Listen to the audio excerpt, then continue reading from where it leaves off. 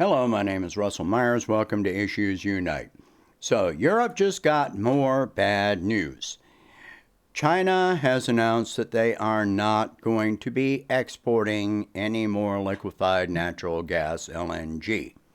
Not just to Europe, but to anyone, because they want to set up, they want to make sure that their own energy supply is stable for their own people without paying a 400% premium over last year like Europe is doing. Now, a lot of the liquefied natural gas that China has been exporting has been surplus that they have actually purchased from Russia and then repackaged into another tanker, LNG carrier, and then turned around and sold to Europe at a premium. From what I understand, it's between 7 and 8% of the supply of gas that Europe has been purchasing. So, that is going to decrease the supply and increase the cost for gas, for energy for Europeans. In addition to that, now Europe is talking, first of all, they tried to impose a price cap on Russian oil, which has been,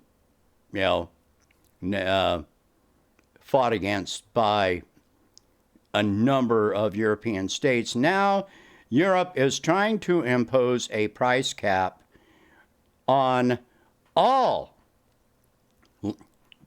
liquefied natural gas or natural gas at all coming from any source at all, which will include American liquefied natural gas. Well, if you try to, as the purchaser, if you try to impose a price cap, well, guess what? Your supplier can just decide, no, they're not going to sell to you, which leaves you in one heck of a bind. Anyway, something you are not going to see on American media is just how much Europeans are taking to the streets and fighting back. So I'm going to do something a little different in this video, which is I am going to show you a bunch of videos that are on my Twitter feed that I've shared just today. So let me go to that. I hope I have the sound well enough. Now, the police in different areas, this is Germany, they are responding against the protesters that are protesting against the cost of living, against NATO. They are responding with increasing force against their own people. I mean, you look at this. This man is on the ground, and look at how he is being treated. He is on the ground. What is he doing to deserve this? Yeah, so that was Germany. We cannot afford war. Hundreds march against Germany's Ukraine policies. You look at some of these signs in here, and some of the signs say, okay, this one, Nord Stream 2, open Nord Stream 2. A lot of these protests are massive. They are huge.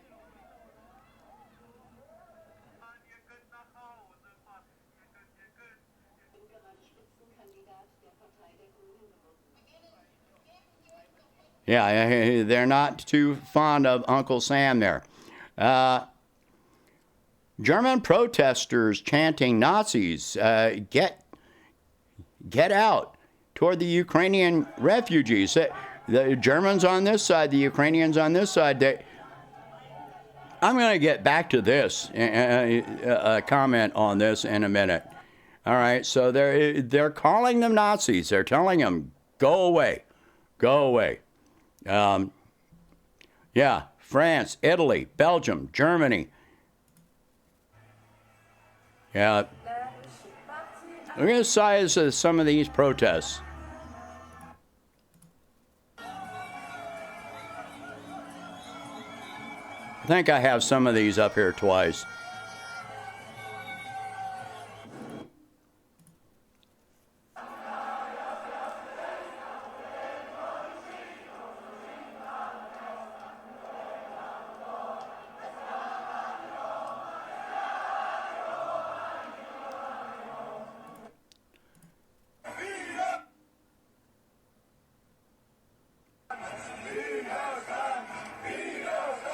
Okay, that one's Germany.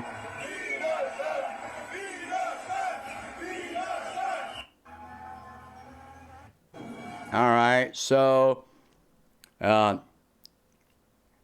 this one is Paris, France.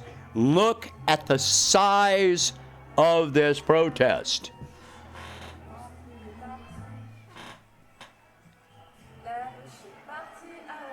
You're not going to see this on American media at all.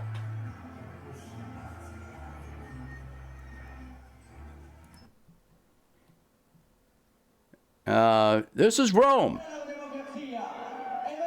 No NATO.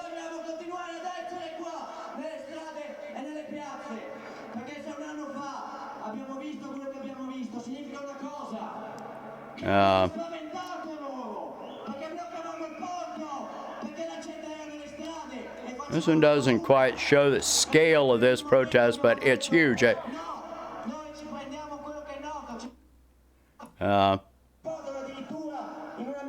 Yeah, you see there's just more and more people coming around that corner. This one is huge.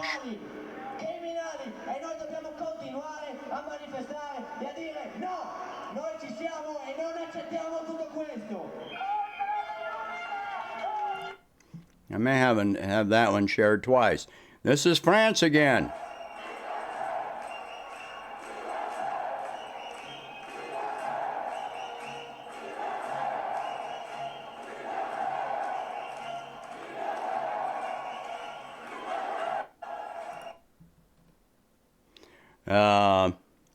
This is Brussels, Belgium. Yeah, listen to what they're playing.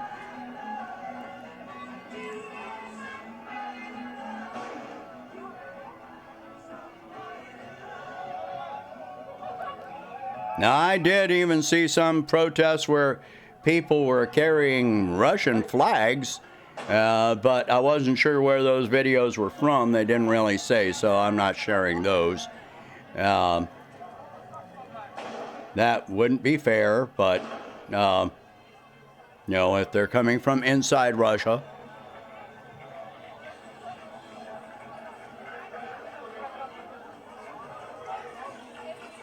So, yeah. That's the one. Okay, here's this one in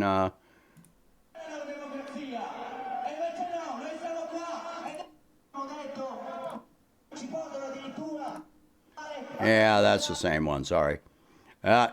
Anyway, so you're just not going to see this stuff on Western media at all, on American media at all. I'm going to bring up something that I was in Germany when the wall came down. I was in the army at that time.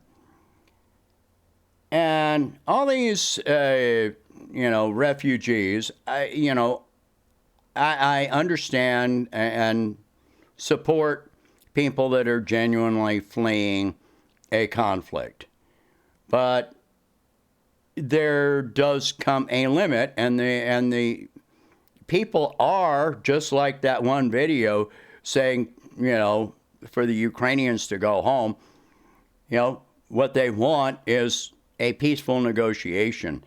And now, back when the wall came down, there were hundreds of thousands of Eastern Europeans that came flooding into West Germany. And the Western media tried to make this all seem like happiness and light and rainbows and all this stuff. No, that was not what happened at all. Germany was already suffering from inflation, high taxes, job shortages, housing shortages. And when these people from Eastern Europe came across, Helmut Kohl, the chancellor of Germany at the time, was handing them money. Well, I had a German girlfriend at the time, and she was angry. She was pissed. And I didn't understand why at first, and she explained it to me about the job shortages, housing shortages, and all this stuff. And she says, I'm paying these high taxes and all these things, and we're handing them my money. So it's just like, look at all the Americans that are angry at immigrants here.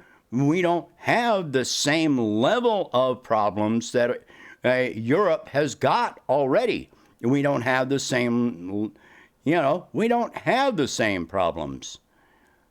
And something else that came flooding in from Eastern Europe at the time that caused a lot of problems was behind the wall. There were pockets of neo-Nazis that had survived all those years that came flooding into Western Germany. And you started hearing all of these problems with skinheads. And the Germans were so completely against it. Well, now you're seeing the same thing with the Ukrainians. Well, guess where a lot of the neo-Nazis came from flooding into Western Germany from former, Warsaw Pact nations. Well, some of them were coming from Ukraine. But there are other countries that it also survived in. Poland and what have you, but or was it Hungary? Hungary, sorry, it was Hungary, where they had survived. Now let me backtrack there. Yeah, Poland absolutely did. I mean, they had a massive concentration camp and a lot of Nazi elements in World War II. So, yeah, it absolutely survived there. But just imagine, these people are white supremacists, anti-gay, anti-Semitic, anti-Russian, etc. These are not people you want to have as your neighbors. And yet, now, all of a sudden, these people are your neighbors. Not only are your neighbors, but you're paying their rent. You're paying for their medical care. You're paying welfare for them to live next to you.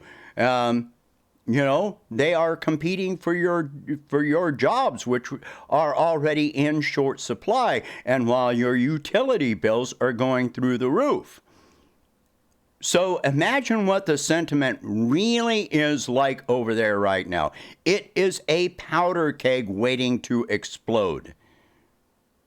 And now you've got the police, the government acting in a fascist manner, beating protesters that are speaking out against it. So no, you're not going to hear about this on American media.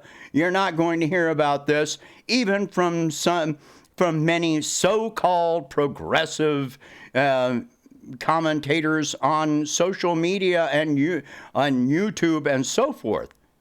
But I'm going to show it to you because you need to know these things.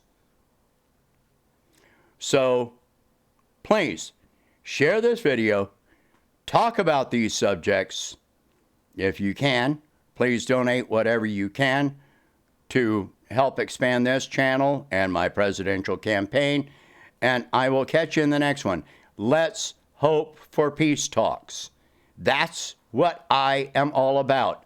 Peace talks. No more war. It is just, the world is collapsing. It's going up in flames right now. So we're the ones that have to speak out. Thank you for watching. Have a good night.